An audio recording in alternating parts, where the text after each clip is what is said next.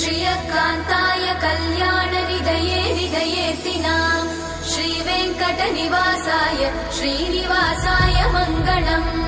लक्ष्मी सविभ्रमालोक सुभ्रूविभ्रमचक्षुषे चक्षुषे सर्वलोकानां वेङ्कटेशाय मङ्गलम् श्रीवेङ्कटाद्रिशृङ्गाग्रमङ्गलाभरणाङ्ग्रये मङ्गलानां निवासाय श्रीनिवासाय मङ्गलम् सर्वावयव सौन्दर्य सम्पदा सर्वचेतसां सदा सम्मोहनायास्तु वेङ्कटेशाय मङ्गलम् नित्याय निरवध्याय सत्यानन्दचिदात्मने